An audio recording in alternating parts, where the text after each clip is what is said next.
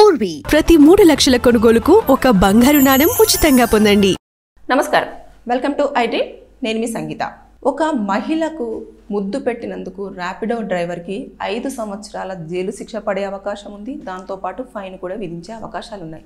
అసలు ఏం జరిగింది అనేది మనం తెలుసుకుంటే, తిరుపతిలో ఆమె ఒక బ్యూటీ పార్లర్లో వర్క్ చేస్తూ ఉంటుంది. అయితే బ్యూటీ పార్లరు పని అంతా కంప్లీట్ అయిపోయిన తర్వాత దానికి లాక్ వేసుకొని వెళ్ళడానికి కొంచెం ఆలస్యం అయిపోయింది. అర్ధరాత్రి 12 గంటల సమయంలో ఒక ర్యాపిడోను బుక్ చేసుకోవడం జరిగింది. ఆ బైక్ పైన వచ్చిన వ్యక్తి వెళుతున్న దారిలోనే ఈమెతో మిస్బిహేవ్ చేయడం స్టార్ట్ చేశాడు. అంటే బాడీకి బాడీ టచ్ చేయడం కానివ్వండి, కొంచెము ఇలా లెగ్స్ను టచ్ చేయడం కానివ్వు, ఇలాంటివన్నీ చేస్తూ ఆవిడతోటి చాలా అసభ్యకరంగా ప్రవర్తించడము, ఆవిడతో మాట్లాడే విధానం కూడా చాలా అబ్యూజ్గా ఉండడం అనేది ఆవిడ గమనించింది. కానీ ఇంత అర్ధరాత్రి పూట ఎక్కడ ఈ బైక్ మీదకి దిగితే రోడ్డు మీద సింగిల్గా అయిపోతాను అని చెప్పేసి అతని ప్రవర్తన తట్టుకుంటూనే అలా కంటిన్యూగా వెళుతూ ఇంటి దగ్గరికి చేరుకున్న వెంటనే అతను బైక్ ఆపేసి ఆమెను లాగి పట్టుకొని ఒక ముద్దు పెట్టడం జరిగిన తర్వాత ఇమీడియట్గా ఆవిడ వాళ్ళ హస్బెండ్కి ఆ ఇన్ఫర్మేషన్ చెప్పగానే ఆయన తొందరగా బయటికి వచ్చేసి ఈ ర్యాపిడో డ్రైవర్ని పట్టేసుకొని పోలీసులకు ఇన్ఫర్మేషన్ ఇచ్చి పోలీస్ స్టేషన్కి తీసుకెళ్ళడం జరిగింది.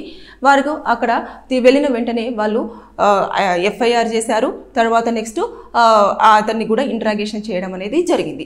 అంటే ఇంత దారుణమైన సిచ్యువేషన్స్ కూడా ఈ మధ్య కాలంలో చోటు చేసుకుంటూ ఉన్నాయి. ఎవరిని కూడా నమ్మడానికి లేదు. అంతేకాకుండా ఎప్పుడైతే ఇలాంటి సిచ్యువేషన్ జరిగినప్పుడు అతని ఎఫ్ఐఆర్ ఎలాగైతే ఇచ్చాడో అదే విధంగా ర్యాపిడో ఏదైతే యాప్ ఉంటుందో ఆ యాప్లో కూడా వెళ్ళి కంప్లైంట్ అనేది ఈ యొక్క ర్యాపిడో డ్రైవర్ మీద చేసుంటే అతని యొక్క పర్మిషన్ రద్దు చేస్తారు. అతన్ని ర్యాపిడోలో ఎప్పుడు కూడా ఇంకా మళ్ళీ రావడానికి కూడా వాళ్ళు తీసుకునే ఛాన్స్ ఉండదు. వాళ్ళ ఐడెంటిటీ మొత్తం కూడా అంటే వాళ్ళ పర్మిషన్ అంతా కూడా తీసేయడం జరుగుతుంది. ఎంప్లాయీగా వాళ్ళని టర్మినేట్ చేస్తారు.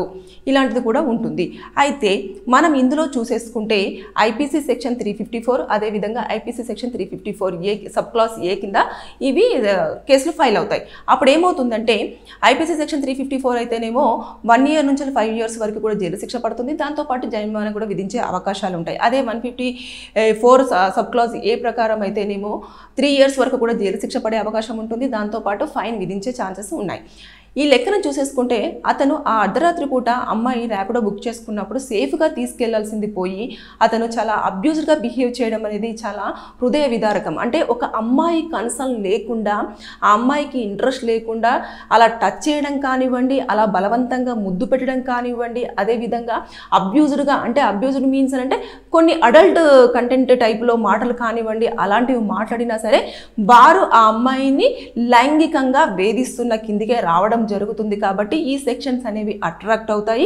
ఇమీడియట్గా ఎఫ్ఐఆర్ అయింది కాబట్టి మొత్తం ఇంట్రాగేషన్ చేయడం జరుగుతుంది. ఎవరైనా ఇదివరకు కూడా ఇతని బైక్ మీద వెళ్ళిన అమ్మాయిలు ఎవరైనా సరే ఇలాంటి ప్రాబ్లం ఫేస్ చేశారా, ఎవరినైనా ఇంకా ఏమైనా ముందుగా ఫార్వర్డ్ అయిపోయి ఎలాంటివన్నా అబ్యూజ్డ్గా చేసిన విధానం కానివ్వండి, లేదంటే అమ్మాయిలను బెదిరించడం కానివ్వండి, ఏమైనా చేశారా, లేదంటే అమ్మాయిలను ట్రాప్ చేయడం కానివ్వండి, ఇలాంటివి ఏమైనా చేశాడా లేదా అని చెప్పేసి ఆ ర్యాపిడో డ్రైవర్ యొక్క హిస్టరీ మొత్తం కూడా కలెక్ట్ చేస్తూ ఉంటారు. అంటే ఖచ్చితంగా ఉంటుంది ఎన్ని రైడ్స్ చేశారు, ఆ రైడ్స్లలో ఎవరెవరు వచ్చారు, ఏవేంటిది అని చెప్పేసి ఫోన్ నెంబర్స్ అన్నీ కూడా ఏదైతే యాప్ ఉంటుందో యాప్లో వాళ్ళు పొందుపరచడం జరిగిన తర్వాత వాళ్ళు ఖచ్చితంగా ఇన్ఫర్మేషన్ అనేది ఇస్తూ ఉంటారు పోలీసులు అడగగానే. ఎందుకంటే ఎఫ్ఐఆర్ అయ్యింది కాబట్టి. ఇలాంటివన్నీ ఇది తిరుపతిలో జరిగింది కాబట్టి మన దగ్గర జరగలేదు అని చెప్పేసి చాలామంది మనకైతే సేఫ్గానే వెళ్తున్నాం, సేఫ్గానే వస్తున్నాం అని చెప్పేసి మాత్రం ఎట్టి పరిస్థితుల్లో అనుకోకూడదు. ఎందుకు అంటే ర్యాపిడ్ అంటే ఇలాంటి మన రైడ్ యాప్స్లలో ఏమవుతుంది అంటే వెహికల్తో వేరే ఒకటి రిజిస్ట్రేషన్ అవుతుంది. అంటే రిజిస్ట్రేషన్ మీన్స్ అంటే లాగిన్ అవుతున్నారు, ఈ బైక్తో మేము ర్యాపిడో కొడతాము అని చెప్పేసి చెప్తున్నారు. కానీ ఏమవుతున్నారంటే వాళ్ళు ర్యాపిడో ఓకే చేస్తున్నారు కానీ బైక్ మాత్రం వేరేది వస్తుంది, డ్రైవర్ కూడా వేరే వాళ్ళు రావడం జరుగుతుంది. అలాంటి టైంలలో అప్పుడు వాళ్ళని ట్రేస్ చేయడం కూడా చాలా కష్టమవుతుంది. ఇక్కడ ఈ మహిళ యొక్క భర్త చాలా చాకచక్యంగా పరిగెత్తుకుంటూ వచ్చి ఇమీడియట్గా అతన్ని పట్టుకొని పోలీస్ స్టేషన్ దాకా తీసుకెళ్లాడు. కాబట్టి ఎఫ్ఐఆర్ అనేది వెంటనే ఇమీడియట్గా ఫైల్ అవ్వడం జరిగింది.